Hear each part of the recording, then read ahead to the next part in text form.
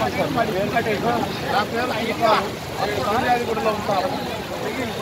ఈ రాత్రి పడిన వర్షానికి వర్షం సృష్టించి ఉప్పల్ చెరువు మొత్తం తెగిపోయి కాలనీలు మొత్తం జలమయం అయిపోయినాయి. తినడానికి కూడా రావడానికి కూడా పరిస్థితి లేదు.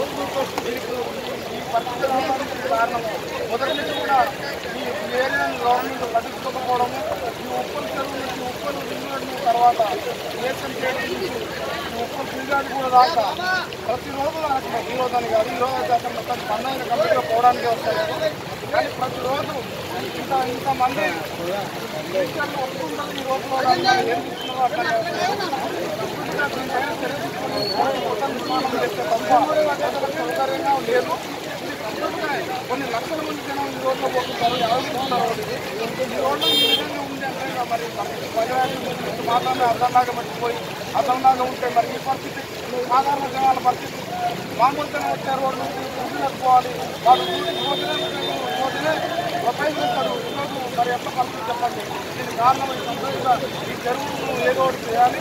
చెరువు కట్ట పూర్తిగా నిర్మాణం చేసి పిల్లర్లు అయ్యేదాకా పూర్తి అయ్యేదాకా రోడ్డు ఇట్లే పెడతారా ఎవడన్నా?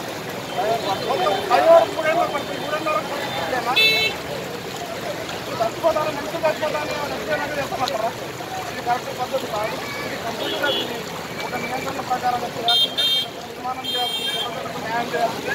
ప్రజలు ఈ విధంగా ఉంటే ప్రభుత్వం ఏం చూస్తుంది, ఏం చెప్తుంది? ఈ స్పీడ్గా అందించలేదా? ఈ నీళ్ళు కాలేజీ మొత్తం జనమయమైపోతున్నాయి. ప్రజలు ఇంత పెద్ద ఎత్తున పెడుతున్నారు. తక్షణమే నిర్మాణం చేపట్టి తక్షణమే లేకపోతే మాత్రం చాలా ఇబ్బందిగా ఉంటుంది.